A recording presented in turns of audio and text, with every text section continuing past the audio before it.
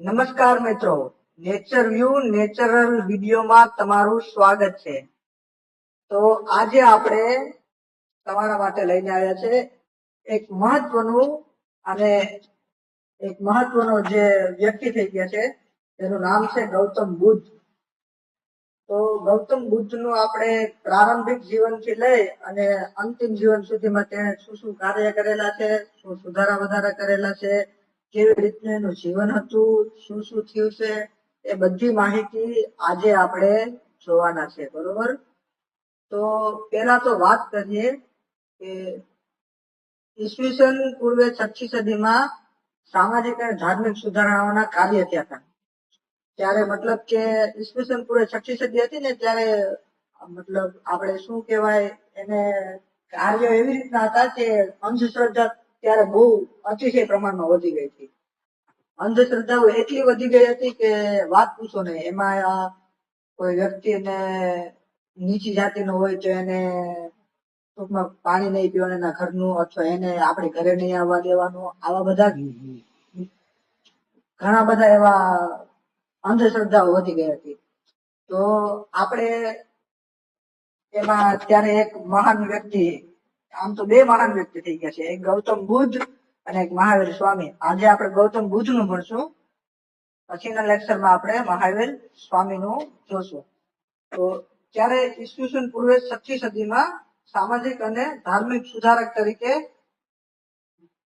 ભગવાન ગૌતમ બુદ્ધ નું અને મહાવીર સ્વામી આ બંનેનું નામ આવે છે। ત્યારે 550 જેટલી તો જાતક કથાઓમાં ગૌતમ 550 જેટલી આવું ક્લિયર કટ એનસીઆરટી માં લખેલું છે કે 550 જેટલી જાતક કથાઓ છે ને, એમાં ગૌતમ બુદ્ધ છે ને એના પૂર્વ જન્મની વાત કરે છે કે પૂર્વ જન્મમાં ગૌતમ બુદ્ધ આવશે અને આવું કામ કરશે, આવું મતલબ બધું લખેલું છે એમ। આ કેમાં જાતક કથાઓમાં લખેલું છે। તો ક્યારેક પ્રશ્ન પૂછાય કે જાતક કથાઓ કેની સાથે સંકળાયેલી છે, તો આપણે લખી શકીએ કે ભગવાન બુદ્ધ સાથે સંકળાયેલી છે।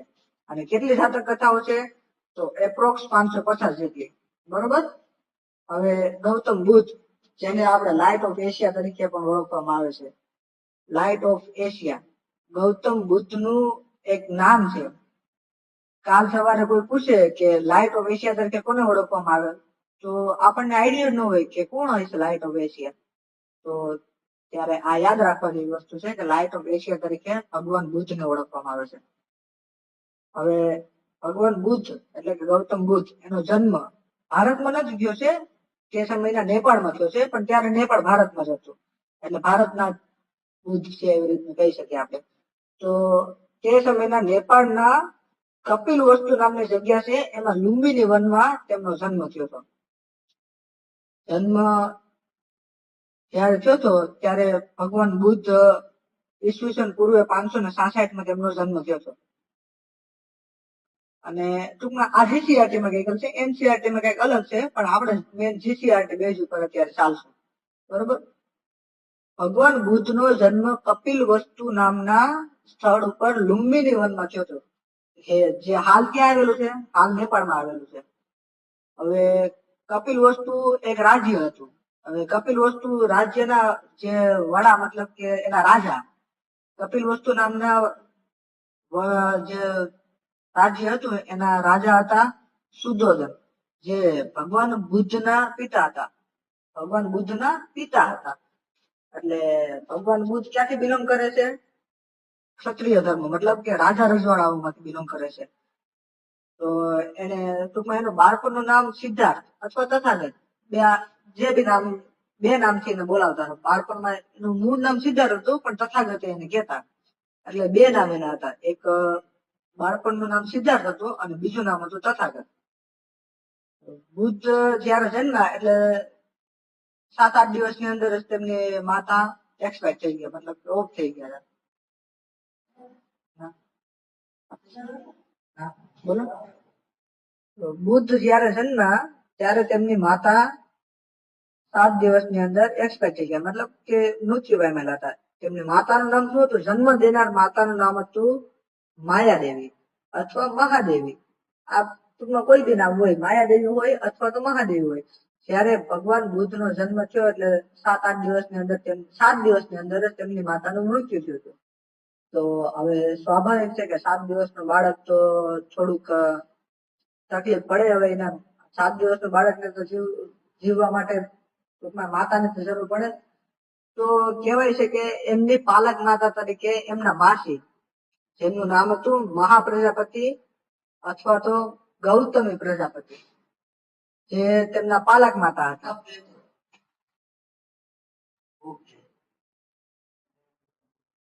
જેમના પાલક માતા તરીકે શું કોણ હતા? ગૌતમી પ્રજાપતિ.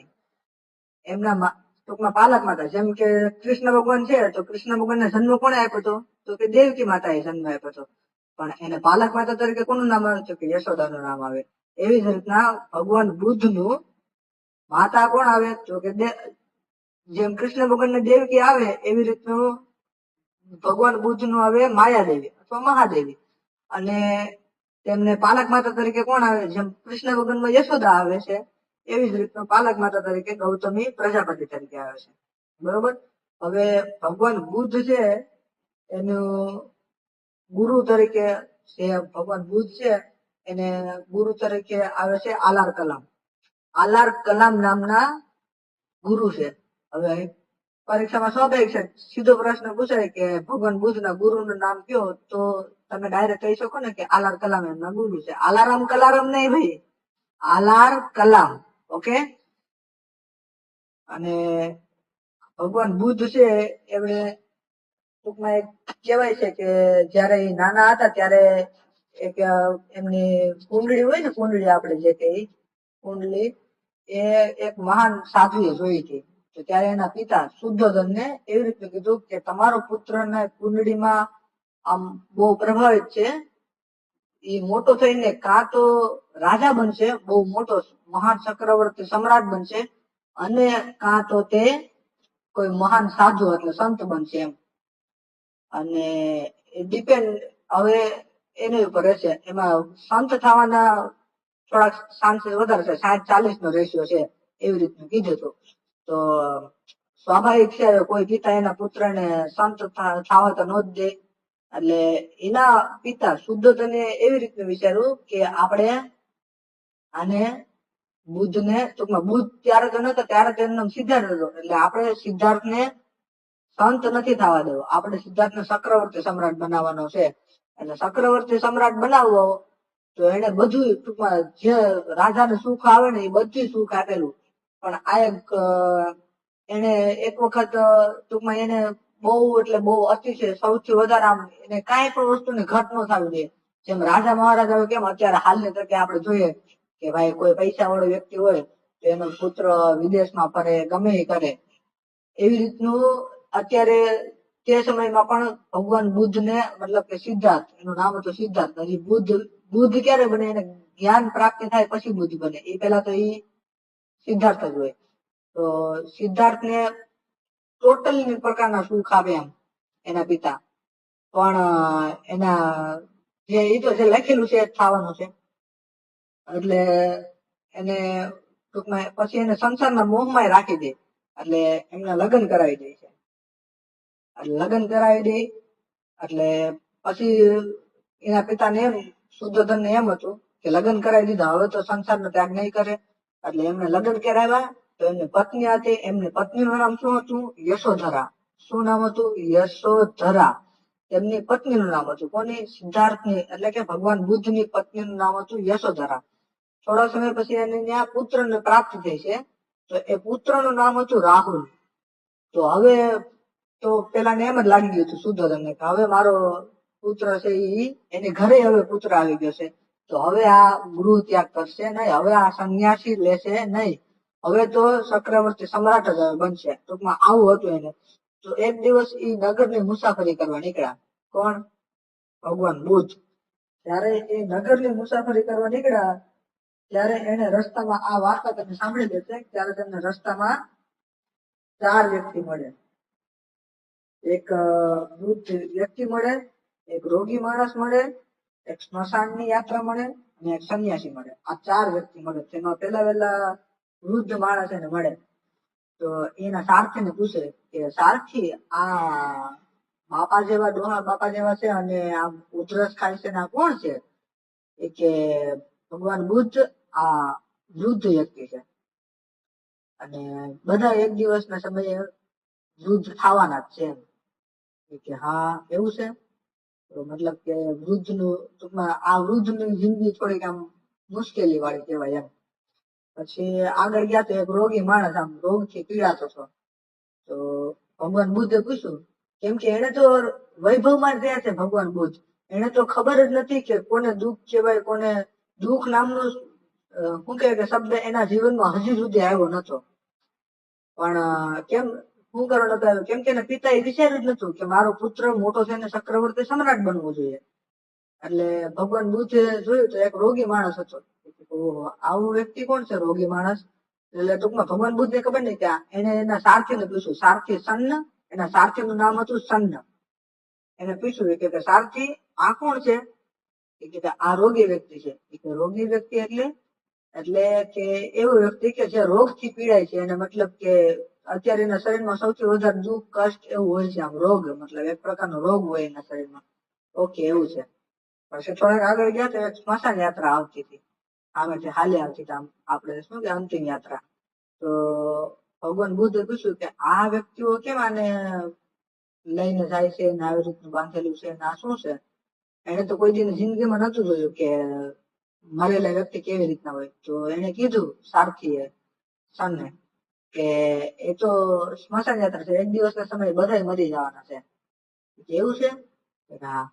પછી થોડાક આગળ ગયા તો એક સંન્યાસી માણસ તપ કરતા હતા, બેઠા હતા, મોઢા ઉપર થોડોક તેજ હતો ને આમ સ્માઇલ હતી ને એવી રીતનું હતું. આ માણસ અત્યારે લગીને જેટલા છે એમાં બધામાં પ્રફુલ્લિત આ માણસ દેખાય છે.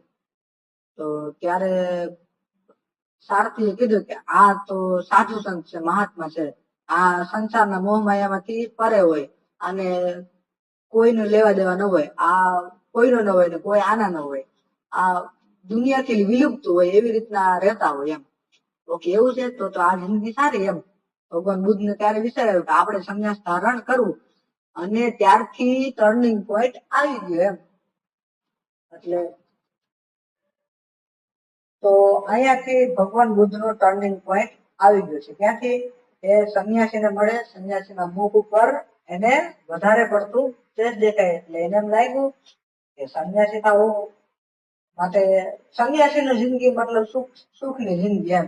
એ તો અત્યારે આપણે જોઈએ છે ને સ્વાભાવિક આપણે જિંદગીમાં. બરોબર. તો એને 29 વર્ષની ઉંમરે ગૃહ ત્યાગ કર્યો. કેટલા વર્ષની ઉંમરે? ભગવાન બુદ્ધે 29 વર્ષની ઉંમરે ગૃહનો ત્યાગ કરી દીધો. હવે 29 વર્ષ એટલે યુવાન અવસ્થા જ કહેવાય ને. ભગવાન બુદ્ધે જે ગૃહ ત્યાગ કરેલો તેને મહાભિનિષ્ક્રમણ કહેવામાં આવે છે. ખાસ યાદ રાખજો આ શબ્દને, મહાભિનિષ્ક્રમણ. મહાભિનિષ્ક્રમણ ભગવાન બુદ્ધના ગૃહ ત્યાગ મતલબ કે ઘર છોડીને જતા રહે એને મહાભિનિષ્ક્રમણ કહેવાય. આવી જ રીતનું જ્યારે આપણા રાષ્ટ્રપતિ રાષ્ટ્રપિતા મહાત્મા ગાંધી જ્યારે દાંડી યાત્રા ઉપર નીકળે ને ત્યારે એ પણ એમ કહે છે કે કાગડા કૂતરાની મોતે મરીશ પણ સ્વર્ગ લીધા વગર હવે પાછો આ આશ્રમમાં પગ નહીં મૂકી. એ ઘટનાને પણ મહાભિનિષ્ક્રમણ કહેવામાં આવે છે. એ ઘટના ગાંધીજી રિલેટેડ છે, આ ઘટના આપણે બુદ્ધ રિલેટેડ છે. તો મહાભિનિષ્ક્રમણ કોને કહેવાય?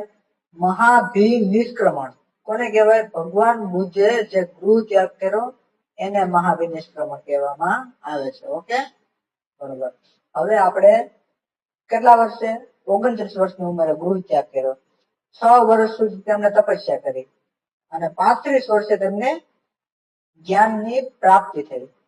35 વર્ષની ઉંમરે બરોબર. 6 વર્ષ લગી તપસ્યા કરી. તો જયારે એ 29 વર્ષની ગૃહ ત્યાગ કરી, 29 વર્ષની ઉંમરે તમે ગૃહ ત્યાગ કર્યો મહાભિનિષ્ક્રમણની આને મહાભિનિષ્ક્રમણ કહેવાય. ભગવાન બુદ્ધ સાથે સંકળાયેલ ઘટના કહેવાય એમ. તો તેમને ત્યાંથી ગયા એટલે રાજગૃહ ખાતે ગયા. પહેલા વહેલા ક્યાં ગયા? રાજગૃહ ખાતે. એમને જયારે એમનો એક ઘોડો હતો, પ્રિય ઘોડો કંચક હતો, કંચક નામનો ઘોડો હતો. એટલે એ ગયા છે રાજગૃહ ખાતે. તો ત્યાં તેમને 5 બ્રાહ્મણ મિત્રો મળ્યા. કેટલા? 5 બ્રાહ્મણ મિત્રો. હવે 5 બ્રાહ્મણ મિત્રો સાથે તપસ્યા કરતો હતો. તો બ્રાહ્મણ મિત્રો એ કીધું કે ભૂખું રહેવાનું ને તપ કરવાનું ને. તો ભગવાન બુદ્ધ ને થોડુંક વિચિત્ર લાગ્યું કે ભૂખું રહેવું ને તપ કરવું ને એનાથી ભગવાન ન મળે, એટલે કે જ્ઞાન પ્રાપ્તિ એનેથી તો ન થાય એમ.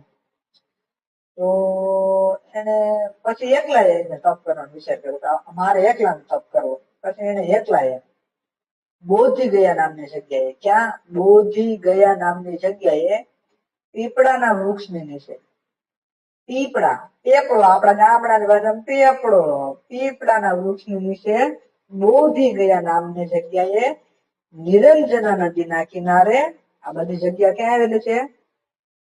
બિહારમાં આવી. પીપળાના વૃક્ષની નીચે નિરંજના નદીના કિનારે બોધિ ગયા નામની જગ્યાએ ભગવાન બુદ્ધ તપસ્યા કરે છે અને ત્યાં તેમને જ્ઞાનની પ્રાપ્તિ થાય છે. એટલે આ ઘટનાને કહેવાય ધર્મ ચક્ર પ્રવર્તન. ભગવાન બુદ્ધને જે જ્ઞાન પ્રાપ્તિ થઈ છે, સોરી, ધર્મચક્ર પ્રવર્તન કોને કહેવાય? જે એ જ્ઞાન પ્રાપ્તિ થાય પછી ઉપદેશ આપે એને ધર્મચક્ર પ્રવર્તન કહેવાય. અત્યારે ભગવાન બુદ્ધને પેલા તો જ્ઞાન પ્રાપ્તિ થાય છે. તો જ્ઞાન પ્રાપ્તિ કે દિવસે થાય છે? એને વૈશાખી પૂર્ણિમાના દિવસે. ભગવાન બુદ્ધને જ્ઞાન પ્રાપ્તિ વૈશાખી પૂર્ણિમાના દિવસે થાય છે. તો ભગવાન બુદ્ધે 5 મિત્રો સાથે તેમણે તપસ્યા કરી. 5 મિત્રો સાથે હતા અને તપસ્યા કરી. અને પણ તપસ્યા એને ક્યાં કરી? એ વસ્તુ મેન મહત્વની છે. ભગવાન બુદ્ધે બોધિ ગયા નામની જગ્યા, ક્યાં? બોધિ ગયા નામની જગ્યા ક્યાં આવેલું છે? બિહારની અંદર આવે છે.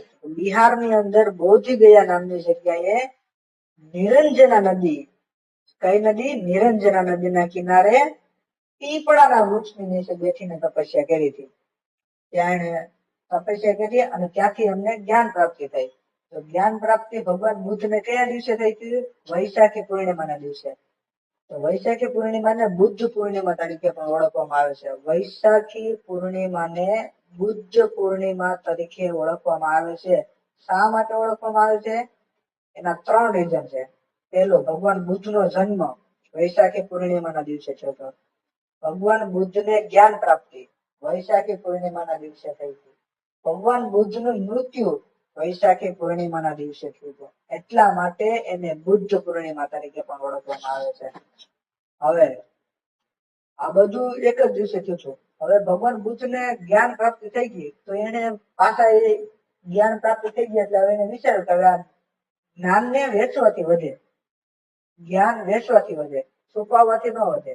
એવી રીતનું ભગવાન બુદ્ધે વિચાર્યું કે હવે જ્ઞાન પ્રાપ્તિ આપણે થઈ છે તો એના 5 સૌથી પહેલા તો તેના 5 ભાઈબંધો જૂના હતા. એ ત્યાં જયારે શરૂઆતમાં એને ગૃહ ત્યાગ કર્યો એટલે ત્યારે એના 5 ભાઈબંધો હતા, બ્રાહ્મણો હતા. 5 બ્રાહ્મણ સાથે મળીને તેને તપસ્યા કરવાનું વિચાર્યું હતું ને, તો એ પાછા એની પાસે જાય છે અને ત્યાં જઈને ક્યાં હતા? રાજગૃહ ખાતે હતા. તો સૌથી પહેલા એને 5 બ્રાહ્મણોને ઉપદેશ આપ્યો. ઉપદેશ મતલબ કે જ્ઞાન જે હોય એ મતલબ કે આવી રીતનું આવું કરવાનું, આવું કરવાનું, આવું કરવાથી આવું થાય, એ બધું આગળ આવશે હજી આપણે. પણ મતલબ કે એને એવી રીતનું કીધું. ક્યાં કીધું? પ્રથમ ઉપદેશ એને રાજગૃહ ખાતે આપ્યો. આ જે રાજગૃહ ખાતે પ્રથમ ઉપદેશ આપ્યો ને એને જ કહેવાય ધર્મ ચક્ર પ્રવર્તન. રાજગૃહ ખાતે 5 બ્રાહ્મણોને જે પહેલી વખત ભગવાન બુદ્ધે ઉપદેશ આપ્યો એ ઉપદેશને જ્યારે ભગવાન બુદ્ધ પહેલી વખત ઉપદેશ આપે એને કહેવાય ધર્મ ચક્ર પ્રવર્તન. કઈ ભાષામાં આપ્યો તો? આપણે કેમ અત્યારે ગુજરાતી ભાષા બોલીએ ત્યારે એ સમયે પાલી ભાષાનું ચલણ હતું. ચલણ મતલબ કે પાલી ભાષા બોલાતી, એટલે પાલી ભાષામાં આપેલું. બરોબર? આ બધું પતી ગયું. પછી ભગવાન બુદ્ધે થોડાક સમાજ સુધારાના કાર્યો કર્યા.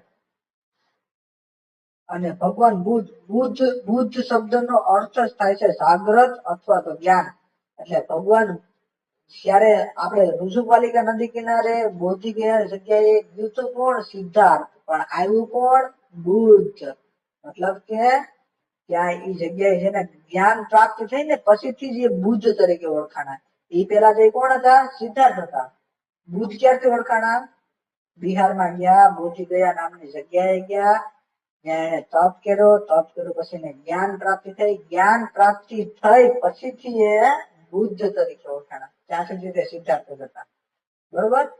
હવે બુદ્ધ નો અર્થ થાય જાગ્રત અથવા તો જ્ઞાન. આ બુદ્ધ નો અર્થ છે એમ. હવે એને ભગવાન બુદ્ધ સુધારાના કાર્યો કરેલા, સમાજ સુધારા તરીકે. તો તેને તો એવી રીતનું કીધું કે ઈશ્વર અને આત્માનો ઇનકાર કરી નાખ્યો, કે ઈશ્વર અને આત્મા કઈ છે જ નહીં. મતલબ કે જે છે એ તમારી અંદર છે, બીજે ક્યાંય બહાર તમે જે ગોતો છો ઈશ્વરને, બહાર કોઈ ઈશ્વર છે નહીં. ઈશ્વર તમારી ખુદની અંદર જ છે એમ. બહાર તમે જે ઈશ્વરને ગોતો છો એ ઈશ્વર બહાર છે નહીં. અને કર્મને મહત્વ આપેલું. કર્મને મહત્વ તો આપણે શ્રી કૃષ્ણ ભગવાને કીધું કે કર્મ કરતો જા, હાથ મારતો જા, મદદ તૈયાર છે. મતલબ કે કર્મને મહત્વ, એને ભગવાન બુદ્ધે કર્મને મહત્વ આપેલું. ભગવાન બુદ્ધે કીધું કે કર્મ કરો, તમે કર્મ કરો, એની ઉપરથી તમે ખોટું તમારે આમે રોટલો પડેલો છે, તમે કર્મ જ નથી કરવાના. મતલબ કે રોટલો ને તોડવાના જ નથી, તમારા પેટમાં જવાનું નથી. તમે એમ કહો કે ભગવાન મારા પેટમાં રોટલો આવી ગયો. सर, आपकी जो कृष्ण वाली कहानी है वो हमको बहुत पसंद आई। इसके साथ बुद्ध भगवान नेपाल के थे, तो इसके बारे में nature view and natural video में आज की मतलब कि 24 जुलाई 2024 की ब्रेकिंग न्यूज आ रही है, वो मैं आपको अपना चाहता हूँ। नेपाल में काठमुंडा से उड़ान भरने वाली एक फ्लाइट को झटका लगा है, वो क्रैश हो गई अचानक, उसमें आग लग गई थी। उसके कारण नेपाल की राजधानी काठमुंडा में एक विमान क्रैश हो चुका है। उसमें इस घटना में 18 लोगों की मौत हो चुकी है और अभी जो घायल पायलट है, कैप्टन पायलट है AR साक्य, उसको हॉस्पिटल में पहुंचाया गया है। प्लेन में कुल 19 लोग सवार थे। Yes sir, continue please. ભગવાન બુદ્ધ નું કેવું એવું હતું કે ઈશ્વર હોય તો ટૂંકમાં ઈશ્વરને ઇનકાર કરેલો, ઈશ્વરને માનતા ને એવું નથી કીધું. ઈશ્વરને તમે બીજે ક્યાંય ન ગોતો, ઈશ્વર તમારી ખુદની અંદર છે એવું કહે છે. તો અને બીજું કહેવાનું, ભગવાન બુદ્ધ નો કહેવાનો અર્થ એમ હતો કે જો ઈશ્વર બહાર ક્યાંય હોય, બહાર ઈશ્વર હોય તો કોઈ પણ પ્રકારનું દુઃખ આવે જ નહીં કોઈને. એમ દુઃખ આવવું જોઈએ જ નહીં ને, આવું કહેવા માંગે. જો ઈશ્વર હોય હકીકતમાં બહાર, કે તમે એમ કહો કે ભાઈ આ ભાઈ ઈશ્વર છે, તો દુઃખ આવવું ન જોઈએ એમ. એટલે એનો એને વિરોધ કર્યો. પછી એને કર્મકાંડ અને પશુ હિંસાનો વિરોધ કર્યો. કર્મકાંડ એટલે મતલબ કે વિધિ બધે આતે હોય એનો, અને પશુ હિંસા એટલે ટૂંકમાં પશુ હિંસાને તો હાલને તકે વિરોધ હાલે જ છે. કોઈ પણ પશુઓને કારણ વગર મારવાના નહીં, અને પ્રાણીઓ સાથે પ્રેમથી વર્તવાનું એ માણસનું કર્તવ્ય છે. આવું એને કીધું કે તમારું કર્તવ્ય છે, તમારી આ એક ફરજમાં આવે કે તમે છે ને બધા પ્રાણીઓ સાથે આમ પ્રેમથી વર્તવાનું. કોઈ પણ પ્રાણીને તમે, તમારો અધિકાર નથી તમે પ્રાણીઓને મારી શકો, કેમ કે પ્રાણી તમારું કોઈ નુકસાન નથી કરતું કાંઈ. તમારે પ્રાણીઓ પ્રત્યે પ્રેમથી વર્તવાનું, આવું એને ક્લિયર કટ કહી દીધું એમ. પછી ઉચ્ચ નીચના ભેદભાવનો વિરોધ કર્યો કે ભાઈ તમે એમ કહો કે પહેલાના જમાનામાં 4 વર્ણ હતા, બ્રાહ્મણ, ક્ષત્રિય, વૈશ્ય અને શૂદ્ર. એટલે એવું કહેવાતું કે ભાઈ જે વૈશ્ય શૂદ્ર વર્ણ છે થોડાક નીચી કક્ષાના કહેવાય, ને બ્રાહ્મણ ને ક્ષત્રિય થોડીક ઊંચી કક્ષાના વર્ણ કહેવાય. પણ એવું ભગવાન બુદ્ધે કીધું કે તમે તમારા જે જન્મથી નહીં, તમે તમારા કર્મોથી મહાન થાવ છો એમ. એવું તો ગીતામાં ભગવાન કૃષ્ણએ પણ કીધું હતું કે તમે છે ને તમારા કર્મોથી મહાન છે, તમારા જન્મથી નહીં. આપણે જોઈએ કે ભાઈ કોઈ પણ વ્યક્તિનો જન્મ નીચી કક્ષામાં થયો હોય, એટલે જોકે એવું કે હોય જ ને નીચું વર્ણ ઊંચું વર્ણ, પણ આ તો જે અત્યારે ભાગ પાડેલા છે એ પ્રમાણે કહું છું એ કોઈ પણ વ્યક્તિનો જન્મ નીચા વર્ણમાં થયો હોય અને એના કામ કર્મ બહુ ઊંચા વર્ણના હોય તો હકીકતમાં એ ઊંચા વર્ણનો વ્યક્તિ છે. એટલે એવું નહીં કે નીચા વર્ણનો વ્યક્તિ ઊંચા વર્ણનો વ્યક્તિ. ભગવાન બુદ્ધ એના સખત વિરોધમાં હતા કે ઉચ્ચ નીચનો ભેદભાવનો વિરોધ કરવાનો. તેને એવી રીતનું કીધું હતું કે ઊંચા કુટુંબનો કોઈ વ્યક્તિ જન્મ હોય અને એ મહાન જ હોય એ જરૂરી નથી. ઊંચા કુટુંબનો વ્યક્તિ પણ ઘણી વખત નીચ કામ કરે છે. એટલે એવું નહીં કે નીચા વર્ણના વ્યક્તિઓ નીચા વર્ણના વ્યક્તિઓને આપણે નીચા ગણવાના અથવા એને અવગણવાના, એવું નહીં. કોઈ વ્યક્તિ એના જન્મથી મહાન નથી, એના કર્મથી મહાન છે, આવું ભગવાન બુદ્ધ કહે છે. બરોબર. પછી એને સ્ત્રીઓને જેટલું પુરુષોને મહત્વ આપે એના કરતા પણ વધારે મહત્વ આપવાનું, એટલે સ્ત્રીઓને મહત્વ આપવાનું, આવું પણ એને કીધું. આ બધા એને સુધારાના કાર્યો કરેલા. મતલબ આવું બધી જયારે ઉપદેશો દેતા ને ત્યારે એ બધી આવું બધી કહેતા. અને ભગવાન બુદ્ધે એના જિંદગીના સૌથી વધારે ઉપદેશો, જેટલા વર્ષો જીવાય 80 વર્ષ જીવે એવું કહેવાય છે. 80 વર્ષની અંદર એને સૌથી વધારે ઉપદેશ છે ને કૌશલની રાજધાની શ્રીવસ્તી કરીને છે. કૌશલ નામનું એક સ્થળ છે, એક રાજ્ય છે. એ રાજ્યની આમ રાજધાની કહેવાય. આપણે કેમ ગુજરાત છે તો રાજધાની કોણ કહેવાય? તો ગાંધીનગર. ભારત છે તો કોણ છે? તો કે દિલ્હી. એવી રીતનું કૌશલની રાજધાની શ્રીવસ્તી નામની જગ્યા છે. ત્યાં એને ભગવાન બુદ્ધે ઉપદેશો આપેલા. કોના? સૌથી વધારે ઉપદેશો એને આખી જિંદગીના. અને પછી તેના ટૂંકમાં ધાર્મિક સાથે ઘણા બધા કાર્યો કરેલા. અને એક મેન વસ્તુ પરીક્ષામાં પૂછાઈ શકે એવી વસ્તુ કે ધાર્મિક સરઘસો, આપણે જે સરઘસો નીકળે છે ને ગામડે ઘણી વખત, કે કોઈ પણ સુધારા માટે અથવા કોઈ પણ વોટેવર સરઘસ કાઢે છે ગામડે. સરઘસ તો તમને નોર્મલી ખબર જ હોય. એટલે સરઘસ કાઢે છે, એમાં ધાર્મિક સરઘસ કાઢવાની શરૂઆત ભગવાન બુદ્ધના સમયથી થઈ હતી. એટલે સીધો પ્રશ્ન પૂછાઈ જાય કે ધાર્મિક સરઘસો કાઢવાની શરૂઆત કોના સમયથી થઈ હતી? તો એમાં ભગવાન બુદ્ધ આવે. એક તમે નોટ કરીને રાખજો, યાદ રાખજો એમ. અને ભગવાન બુદ્ધ પોતાનો અંતિમ સમય, મતલબ કે છેલ્લો સમય હોય ને ત્યારે હિરણ્યવતી નદી છે ને, હિરણ્યવતી નદી એની આજુબાજુના વિસ્તારમાં મતલબ વિતાવ્યો છે એને. ભગવાન બુદ્ધે પોતાનો અંતિમ સમય એટલે પોતાના જે છેલ્લા દિવસો હોય ને એ હિરણ્યવતી નદીની આજુબાજુમાં એને વિતાવ્યો હતો. અને એને છેલ્લો ઉપદેશ, અંતિમ ઉપદેશ કુશીનારામાં સુભદ નામનો વ્યક્તિ હતો. સુભદ એનો શિષ્ય, સુભદ નામના શિષ્યને એને આપેલો હતો અંતિમ ઉપદેશ, હાવ છેલ્લો ઉપદેશ. પછી તો એને કોઈ ઉપદેશ આપ્યા નતા. એનો છેલ્લો ઉપદેશ એની જિંદગીનો. કોને ક્યાં આપ્યો હતો અને કોને આપ્યો હતો?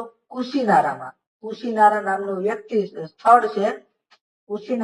કુશીનારા નામના સ્થળે સુભદ નામના વ્યક્તિને છેલ્લો ઉપદેશ ભગવાન બુદ્ધે આપેલો. અને એને છેલ્લા દિવસો ક્યાં વિતાવ્યા? હિરણ્યવતી નદીના કિનારે મતલબ નદીની આજુબાજુમાં. બરોબર. અને ભગવાન બુદ્ધે 80 વર્ષની વયે તેમનું મૃત્યુ થયું. 80 વર્ષની વયે તેમનું મૃત્યુ થયું. એટલે મૃત્યુ થયું એનું, એટલે ત્યારે એ 80 વર્ષના હતા. એટલે ઈસવીસન પૂર્વે 486, ઈસવીસન પૂર્વે 486 માં તેમનું મૃત્યુ થયું. અને ઈસવીસન પૂર્વે 566 માં તેમનો જન્મ થયો. 566 માં જન્મ થયો અને 486 માં મૃત્યુ થયું, ઈસવીસન પૂર્વે. બરોબર. અને જયારે તેમનું મૃત્યુ થયું એ ઘટનાને કહેવાય મહાપરિનિર્વાણ. તો હવે આપણે 3 ઘટના આવી. ભગવાન બુદ્ધનો જન્મ, ભગવાન બુદ્ધનો જન્મ થાય પછી એ ગૃહ ત્યાગ કરે. ગૃહ ત્યાગ કરે ત્યારે આવે મહાભિનિષ્ક્રમણ. કેટલા વર્ષની ઉંમરે? 29 વર્ષની ઉંમરે. એને કહેવાય મહાભિનિષ્ક્રમણ. 29 વર્ષની ઉંમરે ગૃહ ત્યાગ કર્યો એટલે એને મહાભિનિષ્ક્રમણ કહેવાય. પછી એને જ્ઞાન પ્રાપ્તિ થઈ. જ્ઞાન પ્રાપ્તિ થઈ પછી એ ઉપદેશ આપે. તો પહેલો વહેલો ઉપદેશ ક્યાં આપે? રાજગૃહ ખાતે આપે. એને કહેવાય ધર્મ ચક્ર પ્રવર્તન. શું કહેવાય? પહેલો ઉપદેશ જે આપે પાલી ભાષામાં આપે એને કહેવાય ધર્મ ચક્ર પ્રવર્તન. અને છેલ્લે એનું મૃત્યુ થાય. તો મૃત્યુ થાય એને શું કહેવાય? મહાપરિનિર્વાણ. ઓકે, હવે અત્યારે ભગવાન બુદ્ધની સ્ટોરી પૂરી થઈ ગઈ છે, પણ હજી આપણે બુદ્ધ રિલેટેડ હજી થોડી ઘણી માહિતી છે એ આપણે હજી જોશું. ભગવાન બુદ્ધ છે એને ત્રિરત્ન આપેલા. ત્રિરત્નમાં શું આવે? ત્રિરત્નમાં 3 બુદ્ધ, ધમ્મ અને સંઘ, આ ત્રિરત્ન કહેવાય. બુદ્ધ છે એ પીળું રત્ન કહેવાય, ધમ્મ છે એ નીલું રત્ન કહેવાય અને સંઘ છે એ લાલ રત્ન કહેવાય. આપણે પરીક્ષામાં પૂછાઈ જાય અથવા તો કોઈ પણ રીતનું હોય કે ભાઈ પીળું રત્ન કોની સાથે સંકળાયેલ છે? તો કે બુદ્ધ સાથે. નીલું રત્ન કોની સાથે સંકળાયેલ છે? તો કે ધમ્મ સાથે. અને લાલ રત્ન કોની સાથે સંકળાયેલ છે? તો સંઘ સાથે. બરોબર. હવે ભગવાન બુદ્ધને જ્ઞાન પ્રાપ્તિ થઈ એને સંબોધન કહેવાય. જ્ઞાન પ્રાપ્તિ થઈ એને સંબોધન કહેવાય, પણ જે પેલો ઉપદેશ આપે છે ને, પેલો ઉપદેશ, એને કહેવાય ધર્મચક્ર પ્રવર્તન. જ્ઞાન પ્રાપ્તિ થાય એને સંબોધન કહેવાય, પણ ઉપદેશ આપે એને ધર્મચક્ર પ્રવર્તન કહેવાય. જ્યારે ઘરેથી ગૃહ ત્યાગ કરીને મહાભી નિષ્ક્રમણ કહેવાય, અને જ્યારે તેમનું મૃત્યુ થાય ત્યારે એને કહેવાય મહાપરિનિર્વાણ. આ બધી બુદ્ધ સાથે સંકળાયેલ છે. બરોબર. અને પછી હવે આપણે આગળ જોઈશું તો કે ભગવાન બુદ્ધે આઠ એને ઓલા આપેલા હતા. સમ્યક દ્રષ્ટિ 8 અષ્ટયોગના સિદ્ધાંત આવે ને આપણે, એ ભગવાન બુદ્ધે અષ્ટાંગ માર્ગ આપેલા હતો. અષ્ટાંગ એટલે 8. એમાં સમ્યક દ્રષ્ટિ, સમ્યક સંકલ્પ, સમ્યક વાણી, સમ્યક આચરણ, સમ્યક સાધના, સમ્યક કર્મ, સમ્યક સ્મૃતિ અને સમ્યક સમાધિ. આ 8 અષ્ટાંગોનો સમાવેશ થાય છે. સમ્યક દ્રષ્ટિ, સમ્યક સંકલ્પ, સમ્યક વાણી, સમ્યક આચરણ, સમ્યક સાધના, સમ્યક કર્મ, સમ્યક સ્મૃતિ અને સમ્યક સમાધિ. આ 8 ઓલાનો સમાવેશ થાય છે. બરોબર. અષ્ટાંગ માર્ગમાં. પછી ભગવાન બૌદ્ધ ધર્મ પછી ભગવાન બુદ્ધ ટૂંકમાં શું કહેવાય કે એક્સપાયર થઈ જાય, પણ એના ભગવાન બુદ્ધના સમકાલીન એક રાજા હતા. કે જયારે ભગવાન બુદ્ધ હતા ને ત્યારે એક રાજા હતા. એ રાજાનું નામ હતું બિંબિસાર. તો તમને ક્લિયર કટ એવો પ્રશ્ન પૂછે કે નીચેનામાંથી કયો રાજા ભગવાન બુદ્ધને સમકાલીન હતા? તો થોડોક જવાબ અઘરો પડી જાય, પણ આપણે જાણી કરવું હોય તો એકવાર ધ્યાનમાં આવી ગયું તો ખબર પડે. તો ભગવાન બુદ્ધના સમકાલીન એક રાજા હતા. એ રાજાનું નામ હતું બિંબિસાર. કયા વંશના રાજા હતા? હર્યક વંશના. હર્યક વંશના એક રાજા હતા, એનું નામ હતું બિંબિસાર. બરોબર. હર્યક વંશના રાજા હતા, એનું નામ હતું બિંબિસાર. એ ભગવાન બુદ્ધના સમકાલીન બોલે તો સમકાલીન એટલે કે ટૂંકમાં મારા જે સમય હોય ને એ સમય. જેમ કે કૃષ્ણ ભગવાન હતા, તો કૃષ્ણ ભગવાનના સમકાલીન રાજા કોણ કહેવાય? તો કે કૃષ્ણ ભગવાન હતા ત્યારે કોણ હતા? તો કે દુર્યોધન હતો, અર્જુન હતા. એ બધા એના સમકાલીન કહેવાય. મામા શકુની હતા, કર્ણ હતો. આ બધા એના સમકાલીન કહેવાય. સમકાલીન એટલે એ જે સમયે હતા એ સમયે બીજો વ્યક્તિ પણ હોય એને સમકાલીન કહેવાય. એટલે ભગવાન બુદ્ધ જયારે હતા ત્યારે એક રાજા હતો, એનું નામ હતું બિંબિસાર કરીને હતો. એ હર્યક વંશનો રાજા હતો. હવે બૌદ્ધ ધર્મની આપણે બીજી માહિતી જોઈએ કે બૌદ્ધ ધર્મના 2 સંપ્રદાય છે, એક હીનયાન અને એક મહાયાન. આ 2 બૌદ્ધ ધર્મના સંપ્રદાય છે. જેમ અત્યારે ઘણા બધા ધર્મમાં સંપ્રદાય પડી ગયા હોય ને, એવી રીતના બૌદ્ધ ધર્મમાં પણ સંપ્રદાય પડી ગયા છે, એક હીનયાન અને એક મહાયાન. બૌદ્ધ ધર્મની સભા કેટલી થઈ હતી? બૌદ્ધ ધર્મની ટોટલ 4 સભા ભરાણી અત્યાર સુધીમાં. બૌદ્ધ ધર્મની પહેલી સભા ઈસવીસન પૂર્વે 483 માં ભરાણી હતી. ક્યાં ભરાણી હતી? રાજગૃહ ખાતે. રાજગૃહ ખાતે પહેલી સભા ભરાણી હતી. એના સભા જયારે ભરાણી હતી ત્યારે રાજા કોણ હતું? કયા રાજાના સમયમાં ભરાણી હતી? તો કે અમિત્રઘાત મતલબ અમિત શત્રુ, જે બિંબિસારનો પુત્ર. અમિત્ર ઘાત કહેવાય એને. બિંબિસાર નો પુત્ર હતો. બિંબિસાર જે હતો એનો પુત્ર હતો. એને બિંબિસાર નો પુત્ર એટલે બિંબિસાર હર્યક વંશ નો હતો. હર્યક વંશ ની રાજધાની કઈ હતી? હર્યક વંશ હતો એની રાજધાની રાજગૃહ હતી. તો સ્વાભાવિક છે કે રાજધાની હોય ત્યાં મોસ્ટ ઓફલી મોટા કાર્યક્રમ થતા હોય. તો બૌદ્ધ ધર્મ ની સભા એટલે મોટો કાર્યક્રમ કહેવાય એમ. તો અત્યારે કોઈ મોટો કાર્યક્રમ હોય તો આપણે કેમ કે ભાઈ ગાંધીનગર ખાતે થાય અથવા દેશનો કોઈ મોટો કાર્યક્રમ હોય તો દિલ્હીની આજુબાજુમાં કઈ કરે. એટલે મતલબ જે કઈ મેન કેપિટલ હોય એની આજુબાજુમાં કરે એટલે હું થોડોક પ્રભાવ રહે. એવી રીતનું જયારે હર્યક વંશ હતો તો હર્યક વંશની રાજધાની હતી રાજગૃહ હતી. તો રાજગૃહ ખાતે 483 ઈસવીસન પૂર્વે વાત થાય છે. ઈસવીસન પૂર્વે એટલે ઈસુના જન્મની પહેલાની વાત થાય. ઈસુના જન્મ પહેલા 483 વર્ષ એટલે ઈસવીસન પૂર્વે કહેવાય એને.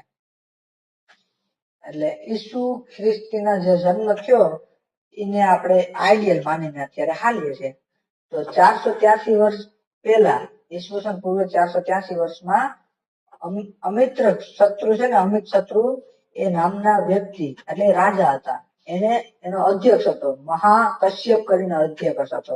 મહાકશ્યપ એને પહેલી સભા રાજગૃહ ખાતે કરી હતી. હવે બીજી સભાની વાત કરીએ તો બીજી સભા કોણે કરી હતી? બીજી સભા કાલાચોક કરીને વ્યક્તિ હતો. એ શિશુનાગ વંશનો હતો. આ બધા વંશ પ્રમાણે સભા હાલતી ગઈ હતી. તો પછી આવ્યું હતું શિશુનાગ વંશ. શિશુનાગ વંશના કાલાચોક કરીને રાજા હતા. એને શિશુનાગ વંશની રાજધાની હતી વૈશાલી. તો શિશુનાગના વંશના રાજા કાલાચોકે વૈશાલી નામના સ્થળે ઈસવીસન પૂર્વે 383 ની અંદર બીજી સભા કરી હતી. હવે ત્રીજી સભા આપણે કરશું.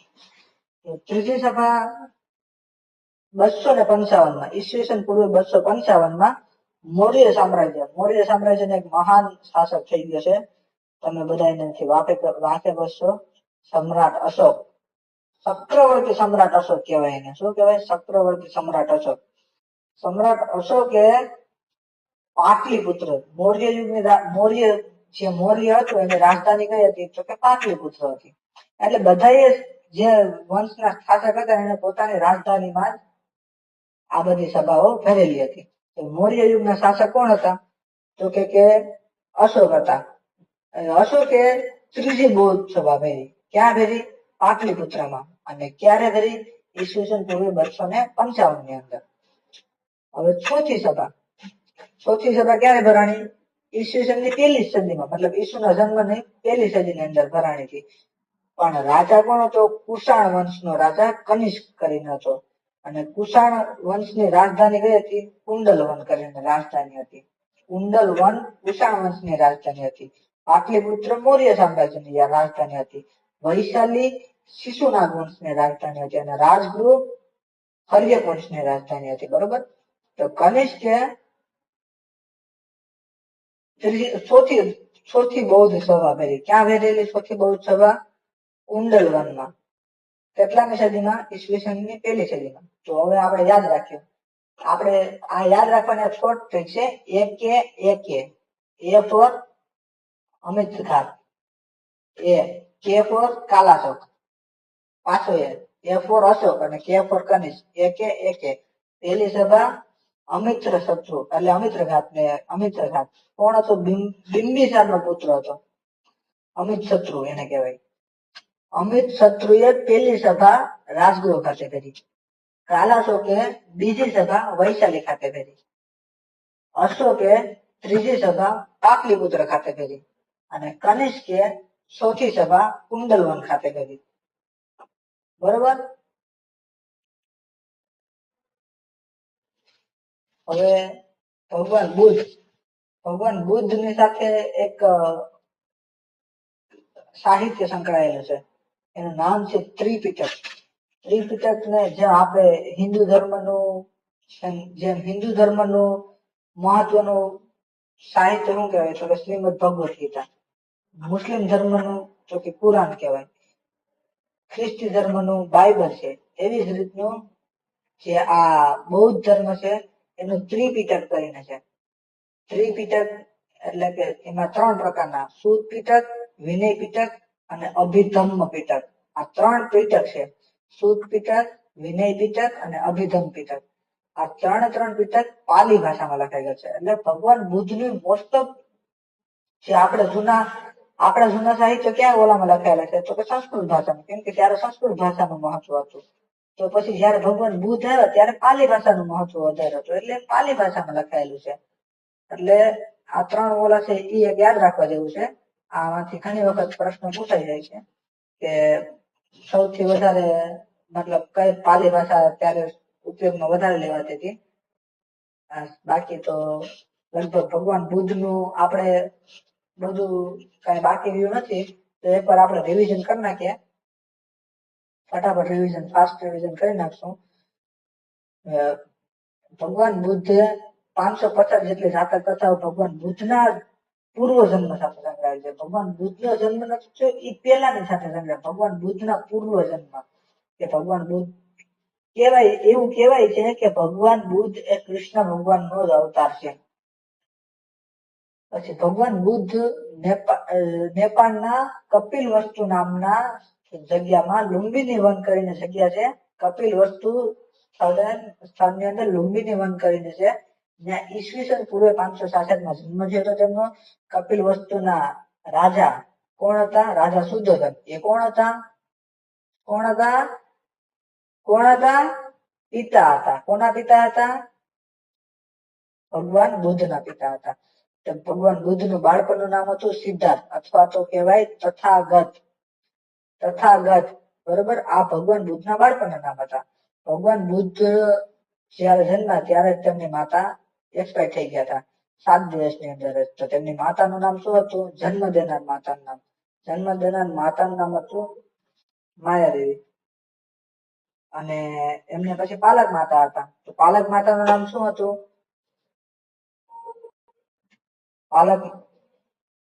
ભગવાન બુદ્ધના પાલક માતા. તો પાલક માતાનું નામ હતું ગૌતમી પ્રજાપતિ અથવા તો મહાપ્રજાપતિ. એમના એક ગુરુ હતા. ગુરુનું નામ હતું આલાર કલામ. એમને એક ઘોડો હતો. ઘોડાનું નામ હતું કંઠક. એક એમને પત્ની હતા. પત્નીનું નામ હતું યશોધરા. એમને એક પુત્ર થયો હતો. પુત્રનું નામ હતું રાહુલ. એક એનો સારથી હતો. સારથીનું નામ હતું છંદ. સારથીનું નામ યાદ રાખવા જેવું છે, પૂછાઈ શકે એવું છે. એને 29 વર્ષની ઉંમરે ગૃહ ત્યાગ કર્યો છે. ગૃહ ત્યાગ કર્યો એ ઘટનાને શું કહેવાય? મહાપરિનિષ્ક્રમણ. 6 વર્ષ લગી એ તપ કરે છે. 35 વર્ષની ઉંમરે તેમને જ્ઞાન પ્રાપ્તિ થાય છે. જ્ઞાન પ્રાપ્તિ ક્યાં, ક્યારે અને કઈ જગ્યાએ થાય છે?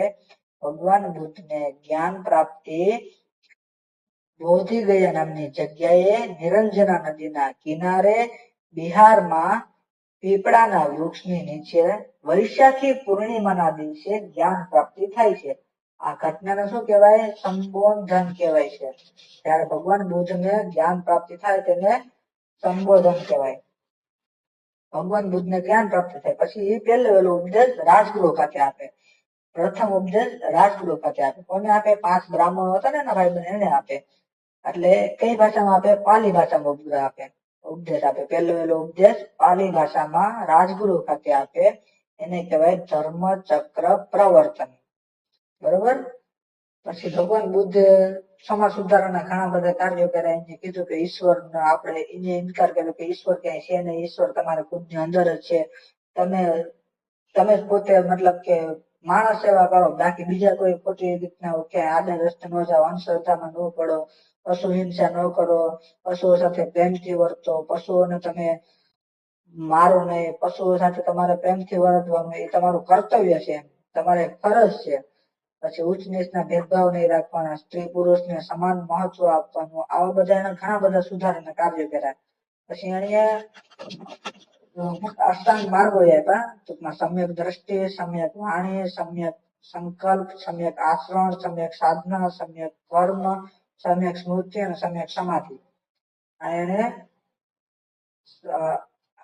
ટૂંકમાં અષ્ટાંગ માર્ગ છે.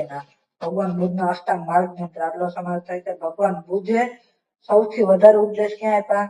અને જિંદગીના એને 80 વર્ષ લગી જીવ્યા. 80 વર્ષની જિંદગી થઈ એને પણ એમાં સૌથી વધારે ઉપદેશ એને કૌશલની રાજધાની સ્ત્રી વસ્તીમાં આપ્યા હતા. ક્યાં આપ્યા હતા? કૌશલની રાજધાની સ્ત્રી વસ્તીમાં આપ્યા હતા. પછી ધાર્મિક સરઘસો કાઢવાની શરૂઆત કોના સમયથી થઈ હતી? ભગવાન બુદ્ધના સમયથી થઈ હતી. ભગવાન બુદ્ધનો અંતિમ સમય ક્યાં વિતાવ્યો છે? એને હિરણ્યવતી નદીના આજુબાજુના વિસ્તારમાં વિતાવ્યો હતો. હિરણ્યવતી નદીની આજુબાજુના વિસ્તારમાં એને એનો અંતિમ સમય વિતાવ્યો હતો. અને એની જિંદગીનો છેલ્લો ઉપદેશ ક્યાં આપ્યો હતો? કુશીનારા ખાતે આપ્યો હતો. કોને આપ્યો હતો? સુબોધ કરીને એક વ્યક્તિ હતો, એનો શિષ્ય હતો. સુબોધ કરીને વ્યક્તિને ભગવાન બુદ્ધે ઉપદેશ આપ્યો હતો.